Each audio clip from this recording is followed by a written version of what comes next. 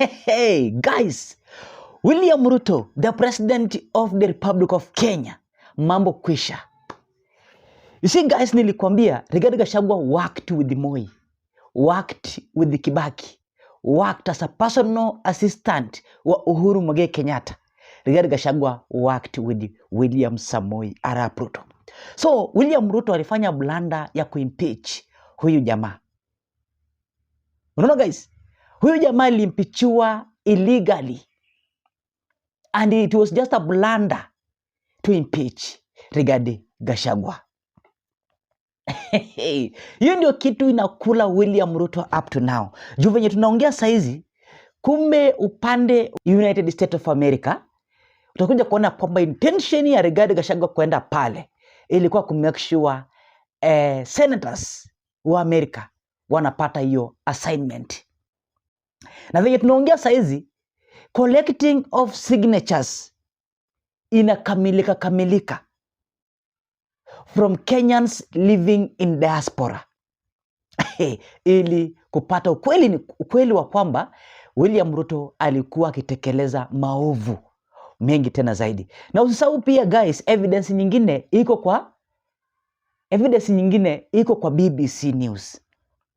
Blood Parliament. So kutakuwa na ushahidi wa kutosha wa kumake sure William Ruto anaenda ICC. Juu Rigathi Gachagua asha realize kama William Ruto ataenda ICC, we need to make sure that tunampeleka nyumbani through the ballot. Na kama hataenda nyumbani through the ballot, William Ruto anaenda nyumbani kutumia njia ya impeachment. Na Rigathi Gachagua anaenda kusaidiwa na Raila Amolo Odinga. Believe me guys, and don't forget guys, ni mara ya kwanza ya Rigathi Gachagua kuzungumza in interview tangia toke United States of America, because amekuwa akiulizwa maswali kwamba senators wa pale wamefikia wapi in collecting signatures. Rigathi Gachagua amejaribu kureveal. So kumechemka. So nasema karibuni tena, niendelee kupakulia jinsi ambavyo mambo yanaendelea kuchemuka hapa nchini Kenya. Kitu ya kwanza, Rigathi Gachagua usisahau ya kwamba amezungumza usiku wa kuamkia leo. Na unajua mimi huwa na pick points peke yake ili nikuwekee mahali ambapo utakuwa unashtuka wakati Rigathi Gachagua amekuwa na conversation na Yvonne Okwara. So guys, ensure umelike video ili tuipush hii video ifikie watu wengi. As usual, nilikwambia Rigathi Gachagua ana copy paste kila kitu ambacho William Ruto, Uhuru Kenyatta and Kibaki walikuwa wanafanya. Unaona watu wangu, Rigathi Gachagua, acha tuanze na hii speech yake. Well, tell us. That's why I went to cabinet and opposed the finance bill of 2024. I did. 2023. 2024. Okay. I said no, and it was put on record, and he was mad with me, and I went in public meetings asking the MPs to listen to the ground. It was a way of checking, because when you are deputy president and there is a finance bill, and when people ask me, what do you think about this finance bill? I say, listen to the ground. The people did not want it. I told the MPs, listen to the ground. And the president was mad with me. Finally, when it came to cabinet, I went and opposed the demolitions and evictions of Nairobi River. If you remember, it was one of the charges in the Senate against me. I opposed when I was deputy president. I did not oppose when I left office, Yvonne. I opposed when I was in office. And it was a charge of insubordinating the president because of saying no.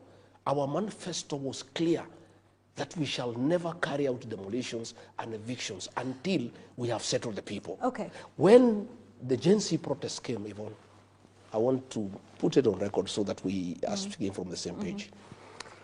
I opposed abductions and killings. And when the president insisted, and our kids were shot and killed on June 25th, 2024, on the 26th of June, as deputy president, I called a press conference in Mombasa and castigated President William Ruto and the director of National Intelligence Service for abductions and extrajudicial killings. I am not doing it because I'm outside, Yvonne. I was doing it from inside. And that is why the president now could not stand it anymore. In fact, it's after my press conference on June 26th is when he made a decision he must get rid of me. And it took him about 4 months. He started putting things into motion. And I told the president, I think it was on June 22nd, when I saw the operation order, what had been planned, the killings, the abductions, I went and I said, Mr. President, I am a parent, you are a parent. I have 2 young boys, you have young children. How can we kill these people simply because they are saying the finance bill is not acceptable? Why can't we listen to them? He said, my friend, you are in government, you do what we are saying. So the subsequent meeting for National Security Council, I was not invited because I would have opposed the operation. So when it happened, on June 25th, the president called a press conference at night. He did not invite me, and he said this was treasonous, these are criminals, they'll pay for it. I was mad because I knew these children were innocent, and they were simply clamoring for their rights and the rights of the people of Kenya. And what happened, Yvonne, is that nature abhors vacuum. The minute the president captured parliament, the minute he compromised Raila Odinga, there was nobody else to speak for the people of Kenya. And since nature abhors vacuum, the Gen Z just came up, because that's the way nature operates, and they started speaking for the people of Kenya. So I made a decision. I flew to Mombasa. I called a press conference, and that marked the end of the relation between me and President William Ruto. We never spoke again. We would just pretend we are speaking, but we never met one-to-one. We never spoke on telephone. We were speaking on messages until the day I left office. So you cannot say, Yvonne, that I spoke because I left. I started speaking. For 1 year, I was speaking from inside. And that's why he was accusing me. You know, he was telling me to defend Adani. I told him I will not. He says, go to the TV stations and defend the university model. I said, I will not, because the thing is not good. You know, I was in a funeral in Kitale, and the Senator for Kisii, Richard Oyonka, really attacked the government because of Adani. And I spoke last. I did not say anything.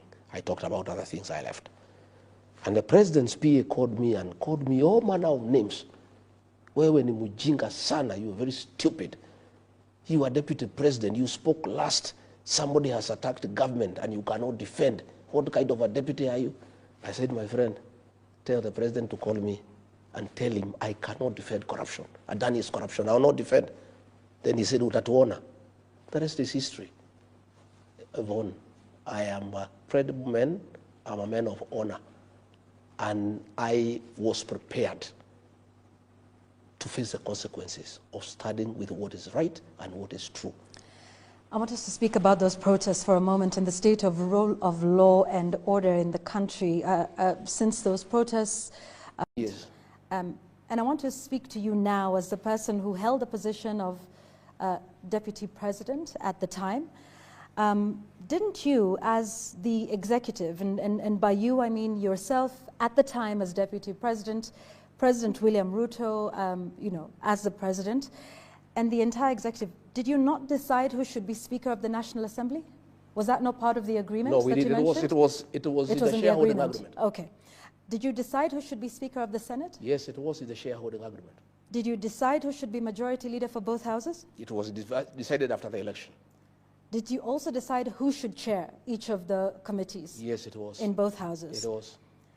Didn't you also cause members of the party and the alliance at that moment to attend meetings at State House, to give them instructions on your agenda, what to vote for, how to vote? Yes, we did. And so the grand total of this was what? Control of the legislature by the executive? It was so why? The intention. What was the intention? The intention was to push the government's legislative agenda. Okay, so this was a push that came from the executive. Yes. Are you then now surprised that members of National Assembly and the Senate are speaking the language of the executive when you yourself are a part of the executive making these decisions, yes, where the member of the Speaker of the Senate, the Speaker of the National Assembly all came from the party that you rode on to power. I think it was a very good.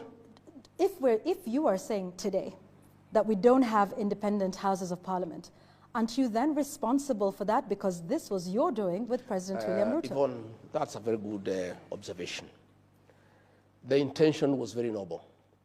When we formed government, we had a manifesto, a great manifesto, bottom-up economic transformation agenda. Creating good business environment, lifting people from the bottom of the pyramid. We wanted a majority in parliament to help us push that agenda. Okay? Where I differed with William Ruto is when we abandoned our agenda, our manifesto. And he started pursuing personal agenda. The housing levy was not part of our agenda of forcing people to pay taxes to build houses. All right. I want us to come back and we will go step by step and talk about the affordable housing levy for just a moment. Yes. And you talk about seeking to have a majority in the House to push government's agenda. Yes. That's all well and good. The Speaker of the Senate and the Speaker of the National Assembly, their role is not to push government agenda. Their role is to be arbiters. Their work was to be good arbiters, right, to regulate debate, and to protect the independence of the institution. How would they do that if they were former party members and if they got those positions as part of an agreement for bringing votes to this administration? How would they be neutral? It behoves upon a speaker when he assumes that position. Justin Bidan Muturi was nominated by TNA to be speaker in 2013 and Jubilee in 2017. But that man had an impeccable record. You never saw him in a public rally doing empowerment and singing praise and worship to President Uhuru Kenyatta. Justin Muturi regulated debate and allowed everybody to speak. I'm sorry, Speaker Wetangula has become a youth winger for President Ruto. He attends empowerment meetings. He goes to sing praises to William Ruto in public meetings. Tell me a single day you saw Justin Muturi in a public rally supporting Uhuru Kenyatta or campaigning for him. What dignity spells out is that once you get the position of speaker, because you must come from somewhere, you can't come from the moon, you can't come from the air, you must come from somewhere. So when a political party nominates you and you are elected as speaker, once you have assumed that position as the Speaker of the National Assembly and the Senate, you now rise above, partisan politics and become the arbiter of that house, unregulated, undignified. I have seen Wetangula allowing me to be discussed in Parliament without somebody moving a substantive motion. And in Parliament you cannot discuss an individual unless you move a substantive motion. In that Parliament, Wetangula does not allow members who don't support William Ruto to speak. He is very selective. In fact, he has really eroded the dignity of the National Assembly. From 1963, we are the lowest in terms of the speaker. I have seen him in public rallies singing praise and worship to William Ruto. I have seen him doing harambes for women and youth. That is the problem, that the two speakers have refused to rise above partisan politics and play their role as speakers of those institutions. Kenyans have interpreted the war between the executive and both houses of parliament as a possible sign of disagreement between potential partners in high-level corruption. Do you see it that way? Yes. In fact, all these things, all these fights you see between parliament and the executive is about corruption. Because William Ruto has made Kenya, State House is a crime scene. Kenya is a criminal enterprise as a country. So what has happened, Vaughan, I must tell you the truth. When William Ruto introduced money in Parliament for the impeachment, he paid a lot of money. He whetted the appetite of the MPs and the senators. 10 million. So these guys want money every day. Did you counter that offer? Yeah. Did you counter that offer during your impeachment? I did not. In fact, people came to me and said, Rigi, we like you, we love you, but we are being offered this. Can you give a counter offer? I said, no, I don't have the money. And even if I had, I don't think I believe in this. Just go ahead and do what you must do. Others came. In fact, there is an MP from the coast, a friend of mine, a great friend of mine. He came and showed me the messages William Ruto had sent him, threatening him to jail him if he doesn't sign for me. And he came and said, I have children, my brother, I am crying as I do this, but I've been forced. These are the messages. Another MP from South Rift, a good friend of mine, came and showed me the messages of threats and intimidation from William Ruto. In fact, Okia Omtata, that guy is a great man. When I sent word to him, appealing not to participate in impeaching me, he said, I cannot impeach you. And the person I had sent, he asked, did he send you with a counter offer? He said, no. He said, I will not impeach him. Had he sent you with a counter offer, I would have impeached him, because I don't like corruption. You know? What has happened is that William Ruto introduced money in Parliament. Of late, he has shifted focus to ODM and Raila Odinga. And he's spending a lot of his money now with ODM MPs. Now the MPs from Kenya Kwanza are feeling abandoned. And the money is not flowing as much as it was flowing. So they have decided to look for the money from other people. So when the ministers come, put the money here. When PSs come, put the money here. William Ruto, you started it all. Don't complain. This is your baby. You are the one who introduced high-level corruption in the National Assembly and in the Senate. You cannot turn around and condemn what you have started yourself. You are the one who told these MPs that every man and woman has a price. I heard him say it in his presence, that every man and woman has a price. So what has happened, Vaughan? Like the MPs from my backyard are in trouble. They cannot address any meeting unless they pay people. You know? This deputy president, he cannot address any meeting unless he puts people in a tent and gives them money. Now, William Ruto is not giving these MPs money anymore. They need to go to the ground and talk to people, and they don't have money. So what do you expect them to do?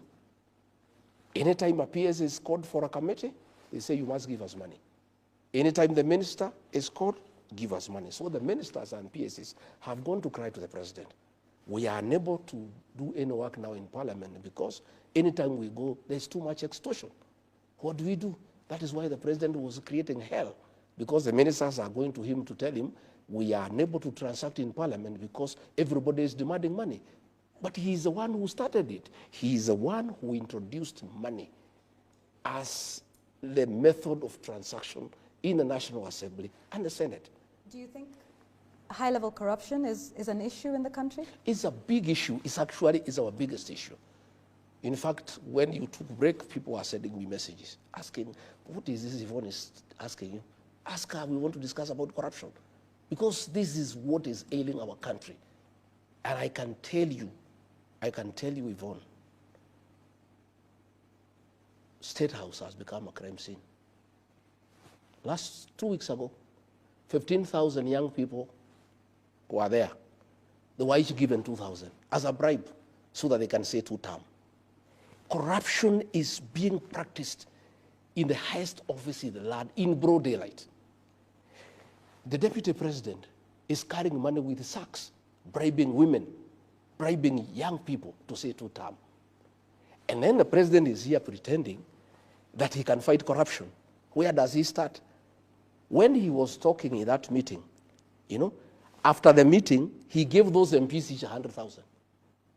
After complaining that they're asking for money for, and he doesn't want corruption, why was he giving them 100,000? Those MPs have salaries. Why was he giving him money? So what I'm saying is, and Yvonne, when we get to the right discussion, we must discuss where we are as a country. It's because, against the advice of Uhuru Kenyatta and many people, that we are going to elect William Ruto and he's a corrupt man, and we'll cry. We are crying. And I myself take blame because I ignored it. I thought it's propaganda. And corruption has become a way of life. Corruption is the modus operandi in our administration, and State House is a crime scene, and bribery is a major policy of this administration. Okay. Yeah. I want to ask you about, are you interested in running for President of the Republic of Kenya? What a question, Yvonne. Am I interested? Why not? I am a candidate to be President of the Republic of Kenya. I am qualified. I have support. I am looking for more support. and I'll be on the ballot as a candidate for president. Let's talk about you being on the ballot. How will that happen with your impeachment? What do you mean? William Ruto, Uhuru Kenyatta had charges against him, crimes against humanity. In The Hague, he was elected as president. They were not convicted. They were facing charges at the ICC. Nobody has been convicted. Do you think that's a fair comparison? The charges they were facing at the ICC. What the Constitution of Kenya says. What the Constitution of Kenya says. What I just want to tell you what it says. For a moment. Can I ask the question? Okay. Okay. Do you think it's a fair comparison that they were facing charges at the ICC, facing charges? You, on the other hand, based on the laws of this country, faced charges at the Senate and were found guilty of some, not all, but enough to impeach you as deputy president. John Weluke, the MP for Sirisia, was convicted and jailed for 74 years, okay, before the elections. Okay, he filed an appeal before the High Court. When the elections came, the law is very clear that the Constitution guarantees your right to file for elective office, even if you have been convicted, if you have not exhausted the remedies available in law. Okay? Regarding Gachagua has a matter before the High Court. It has not even been heard. It needs to go to the High Court, Court of Appeal, the Supreme Court, until the Supreme Court says regarding Gachagua was impeached properly. And if that happens, if I'm the Supreme saying, Court, I'm saying if the Supreme, and that's what I'm saying. If it says yes, if you go all the way, that's what I'm saying. And the Supreme Court says oppose your impeachment. If it does yes, if the Supreme Court opposes my impeachment, then I cannot run. Okay. It has not. The High Court has not. The Court of Appeal has not. Until that has happened, Rigathi Gachagua remains free to file for office. And I don't want to discuss matters before court, but even the judges will take judicial notice of what is going on and how this guy called Rigiji was impeached. You know, things are there. I don't want. That's what I'm saying. Because I don't want us to. But you see, you are the one. You are the one who brought things that were before the Senate. Here, those speeches were before the Senate. No. I was tried on the same issue, so you are trying me the second time. No. Those speeches were not the result of the Senate. They were the result of what you had said before. They were at the Senate. You were trying me a second time. Was I trying you a second time? Because you were asking me to make comments on matters I've already made comments before. No, we're holding you to account for statements that you make, Mr. Rigathi. Before I exhaust all the remedies available to me by law, and you know the law is very good. It gives somebody enough remedies so that you get fairness. Fairness, let me tell you what they say in law. They say it is okay for a guilty person to be freed, but it's unacceptable for an innocent man to be jailed. And we shall wait to see what that's why there are four mechanisms. Okay, I want us to leave it at that. Yes. And we wait to see what happens in the court of law and how far you take the process. But I want to hear your views on your other colleagues in the United Opposition who've also expressed interest in the top seat. What are your thoughts on Kalonzo Musyoka, the party leader of Wiper Democratic? He's a good man. He's a good leader. Then he has a capacity to lead this country. Yeah. If I'm not chosen to be the flag bearer for whatever reason, I would have no issue, absolutely none, in supporting him to be president. What of Ms. Martha Karua? Same. Kalonzo Musyoka, Martha Karua, Fred Matiang'i, Eugene Wamalwa are all competent and capable leaders who can give good leadership to this country. And when we agree, because we have agreed that along the way, all the contenders will have to sit down and agree on one to be our flag bearer. I pray and hope that I'll be one, because I think I have the drive and the strategies and the numbers. And knowing William Ruto, because I know him well, I think I'm the guy who is best suited to take this guy home. Is unity possible? So in case, is unity possible? It's not. Or will we see everyone pulling in their own direction? It's a must. We have no choice. The people of Kenya have told us in no uncertain term They don't care who. They want one candidate to face William Ruto. We have a responsibility to restore this country. We have a responsibility to bring an end to extrajudicial killings and abductions. We have a responsibility to bring an end to corruption and misappropriation of public funds. And that can only happen when William Ruto is one term. And for that to happen, we need to produce one candidate to face him. Kenyans will not forgive any one of us, yeah? Any one of us who plays around with that unity. And I can tell you, all of us have committed, yeah? And I will be persuading my colleagues that we publicly sign a pact with the people of Kenya, committing that all of us, each one of us will support whoever is picked, and none of us will go astray. So that whoever goes astray, yeah, will be a traitor to the Kenyan cause. So there will be unity, there will be one candidate, and I believe and I trust that candidate is the man seated opposite you tonight. Let's talk about that election that would, the general election in 2027. We now have a fully constituted Independent Electoral Boundaries Commission. You know, what are your thoughts around the commission? Are you confident that they have the capability and the capacity to run a free and fair process? Who has himself said that the president has met leaders of Al-Shabaab. What we'll not do, so we're going to ask we will not prejudice investigations by giving details of what we know.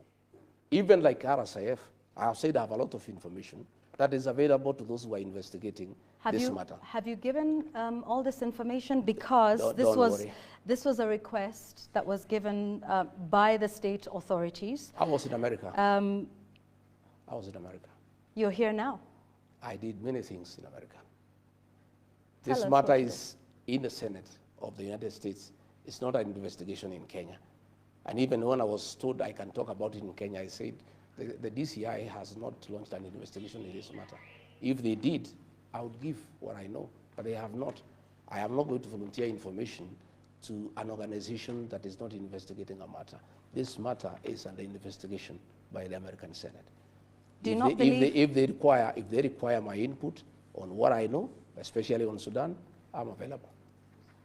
Do you not believe that the Kenyan authorities would want to investigate this matter of a sitting president? It's up to them. I'm not a part of the Kenyan authorities. If they want to investigate, they can go ahead and investigate. What I know is that the matter is under investigation by the Americans. And I'm saying William Ruto has a mouth. He can deny or confirm. Just the way he did about China, he also can reply to this one. So why report this to the Americans and not Kenyans? Yeah, because they are the ones who are investigating. The Kenyans are not investigating. You said, again, you don't think Kenyans should investigate this matter? It is a grave allegation. I am saying they should it? investigate, but are they investigating? But who will investigate William Ruto? The DCI? Who will investigate him? Who? You don't think they're capable of conducting an investigation? How can they investigate him? Extrajudicial killings and abductions have happened. Can he be investigated?